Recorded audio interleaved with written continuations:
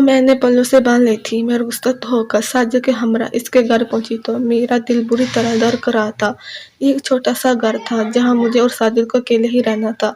साजिद के माँ बाप भी नहीं थे और बहनें सब शादीशुदा थी। साजिद की बहन सईदा यानी मेरी चाची की भाभी ने मुझे साजिद के कमरे में उठा दिया था।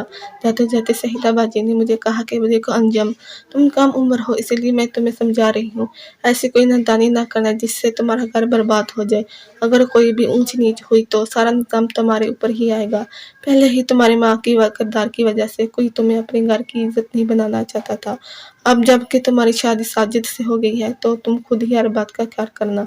सैदाबाजी की बातों ने तो मुझे मजीद डरा दिया था। कहने लगी साजिद का मिजाज थोड़ा मुख्तलिफ है, तुम खुद समझ आ जाएगा, लेकिन इसके साथ जिंदगी गुजारना आसानी होगा। सैदाबाजी तो मुझे निषेध करके चली गई थी, लेकिन मेरे जहन की बातों में उजड़ रह गया था। मुझे हमेशा ही मेरे कदार से नहीं बल्कि मेरी माँ के कदार से तोला गया था। कई घंटे के इंतजार के बाद जब साजिद कमरे में आए तो उनका रवैया कुछ मुनासिब नहीं था। कमरे में आते ही उन्होंने अपना सामान पटकना शुरू किया और ऐसा लगा जैसे वो बहुत ही गुस्से में हो। अचानक ही मेरा सारा वजूद पीने से शराबू हो गया था। मेरा हाथ पांव कांप रहे थे।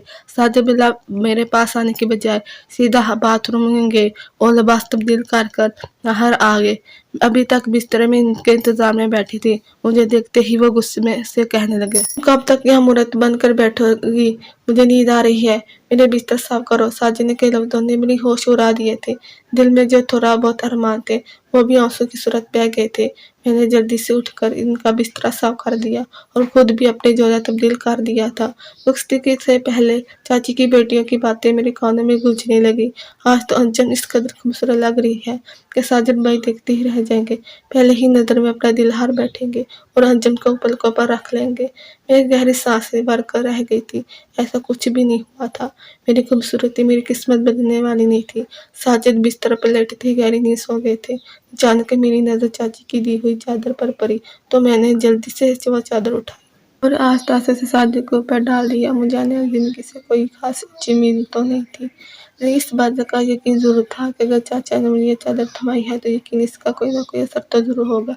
अगली सुबह जब साजिद सोकर उठा तो इनका रवैया बिल्कुल ठीक था। मैंने इनके उठने से पहले ही जा चुकी थी। वो खुद ही मेरे करीब आए और कहने लगे, अंजुम रात में गुस्से में था, हो सके तो मुझे माफ कर देना। साजिद का इतना बदला हुआ रूप देखकर मैं हैरान रह गई। साजिद के चेहरे पे एक नरमी सी मुस्कुराहट थी। मैं हैरत से उन्हें देख रही थी और वो जल्दी से जल्दी तैयार हो रहे थे। वक्त बहुत ज्यादा हो चुका था और चाची को नाश्ता लेकर आना था। रस्म के मुताबिक मैं नाश्ता करके अपने घर वापस चली आई। चाचा मुझे से बहुत देख कर खुश थे और कहने लगे, तुम हमेशा ऐसे ही खुशी रहोगी।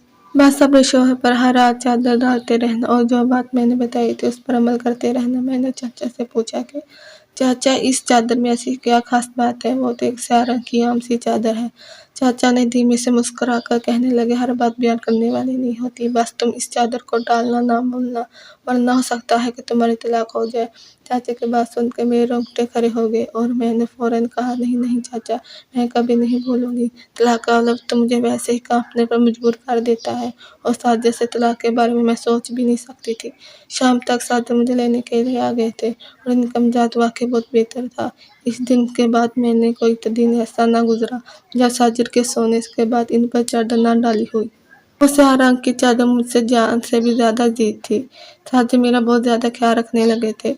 इसका अंदाज भी मेरे साथ बहुत नरम था। कभी कभी साजिद अगर गुस्सा करते भी तो मैं खामोशी से सुनने चली जाती, क्योंकि मुझे मालूम था कि चाचा की दी हुई चादर की वजह से साजिद का गुस्सा बस कुछ ही वक्त का मेहमान होता है। पता नहीं इस चादर में ऐसी क्या खास बात थी जो साजिद जैसे हिस्सेवार इंसान भी ठंडा हो गया था। मेरा गुस्सा भी वक्त के साथ साथ खत्म हो गया था। मैं बहुत खुशगवार जिंदगी गुजार रही थी। शादी का महीना गुजरा था कि मुझे खुशखबरी मिल गई थी और मैं माँ बनने वाली थी। ये खबर सुनकर तो साजिद और भी ज्यादा खुश हो गए थे और मैं पहले से भी ज्यादा मेरा साथ करने लगे थे। लेकिन जब से मैं हमला हुई थी मेरी तबीयत काफी ऊपर नीचे रहने लगी थी। कह कर मेरा बुरा हाल हो गया। ऐसे ही एक रात साजिद के सोने के बाद मैंने चाचे की दी हुई स्याह चादर इन पर डालना भूल गई। मैंने तबीयत की खराबी की वजह से दवा खाई हुई थी और मैं साजिद के सोने से पहले ही सो गई थी, इसीलिए मुझसे इतनी बड़ी गलती हो गई थी। और इस बात का एहसास मुझे इस वक्त हुआ जब फजर की जान पर मेरी आँख खुली। ये देखकर मेरे रोंगटे खड़े हो गए। साजिद के ऊपर तो मैंने चादर डाली ही नहीं थी। कितने ही लम्हे परेशानी के आलम में गुजर गए। चाचा की बात मेरे कानों में गूंज रही थी कि अगर मैंने चादर ना डाली तो मेरी तलाक हो जाएगी। अभी मैंने उन्हें सोच में मंगी थी कि साजिद नींद में जाग गए थे। उन्हें जागता हुआ देखकर मुझे खौफ महसूस होने लगा। मैं सोच रही थी कि पता नहीं अब आगे क्या होगा। साजिद कहने लगे, तुम क्यों जाग रही हो? तबीयत ठीक तो नहीं हुई? मैंने डरते डरते उन्हें बताया कि मेरी तबीयत ठीक नहीं है।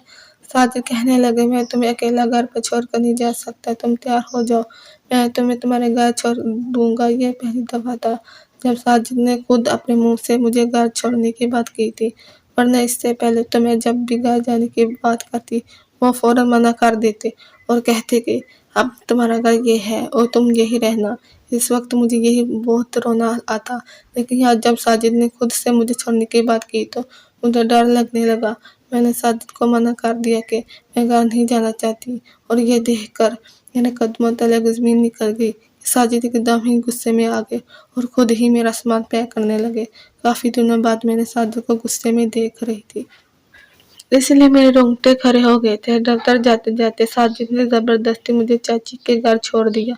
मैंने डरते डरते पूछा, आपने मुझे वापस लेने तो आएंगे ना?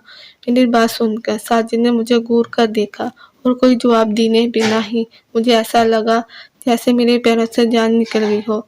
मैं चाची के घर में दाखिल हुई तो सामने ही चाचा बैठे हुए थे। मैं बेख्तियार इनके गोद में बैठकर रोने लगी। मुझे इस तरह रोता देखकर चाचा परेशान हो गए। वो जानते थे कि मेरी तबीयत ठीक नहीं है।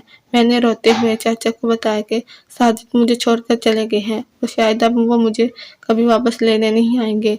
मेरी बात सुनकर चाचा कहने लगे, ऐसा क्या हुआ कि वो तुम्हें छोड़कर चला गया?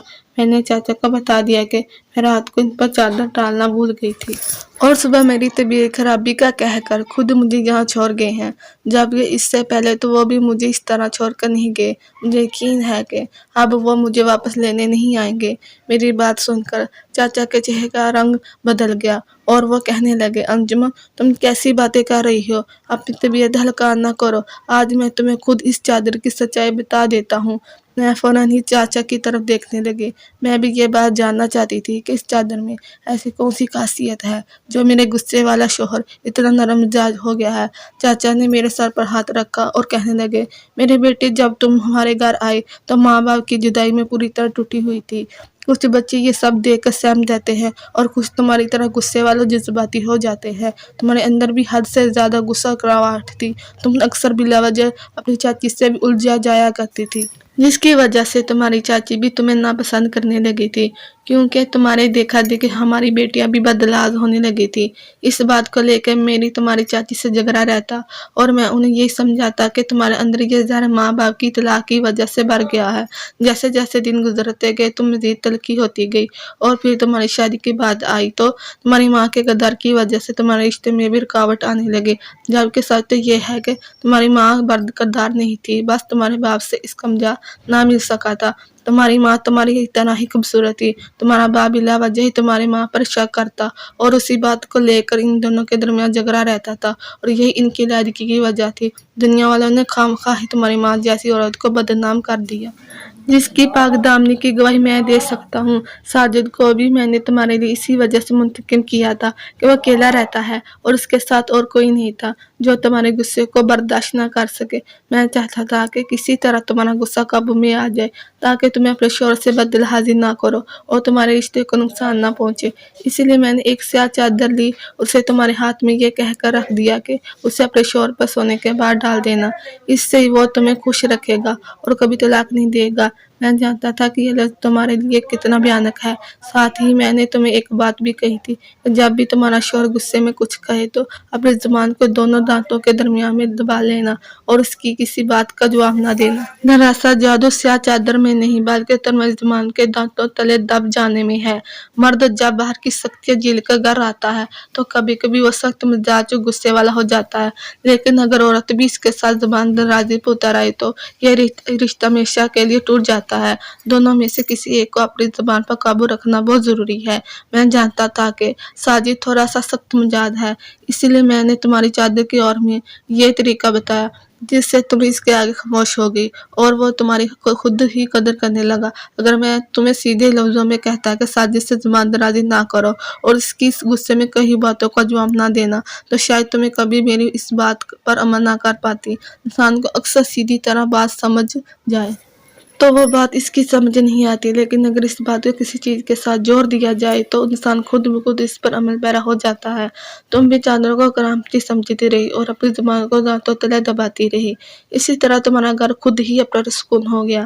ساجد آج یہاں تمہاری طبیعت کی وجہ سے ہی چھوڑ کر گیا ہے، کیونکہ اسے معلوم ہے کہ ایسی حالت میں تمہاری تہاں رہنا مناسب نہیں ہے۔ اسے تو علم بھی نہیں ہوگا کہ تم نے رات سے چادر اوڑھی بھی ہے یا نہیں، کیونکہ وہ تو چادر کے بارے میں کچھ جانتے ہی نہیں۔ چاچا کی بات سن کر میں حیران رہ گئی تھی کہ صرف میری زبان کے قابو میں رہنے کی وجہ سے میرا گھر جنت بن گیا تھا۔ میں نے روتے ہوئے چاچا اور چاچی سے معافی مانگ لی تھی، کیونکہ یہ سچ تھا کہ میں نے آج تک ان دونوں کے ساتھ بہت زیادہ بدزبانی کی تھی۔ میں تو بچی کو بھی اپنا دشمن سمجھتی تھی، جبکہ انہیں مسئلہ مجھ سے نہیں بلکہ میری انداز طور سے تھا۔ سارا دن آرام کرنے کے بعد میری طبیعت کافی بہتر ہو گئی تھی۔ شام میں چاچی نے خود ہی میرے لیے ساجد کے لیے کھانا بنایا اور ساجد بھی مجھے لینے کے لیے آ گئے تھے۔ چاچا نے مجھے زندگی کی وہ حقیقت سکھا دی تھی جسے سیکھنا ہر لڑکی کے لیے ضروری ہے۔ کبھی کبھی مرد غصے میں کچھ کہہ جائے تو ہر عورت کو چاہیے کہ وہ اس وقت اپنی زبان پر قابو رکھ لے۔ بہت سے گھریلو مسئلے اور تنازعات اسی طرح ختم ہو جائیں گے۔ کیا آپ لوگ بھی اس بات سے اتفاق کرتے ہیں؟ ہماری تھوڑی دیر کی خاموشی ہماری زندگی میں سکون بھر سکتی ہے۔ کمنٹس میں اپنی رائے کا اظہار ضرور کیجیے۔ پیارے دوستو، ہماری کہانی کیسی لگی؟ اچھی لگی ہے تو چینل کو سبسکرائب کیجیے، ویڈیو کو لائک کیجیے۔ Thank you.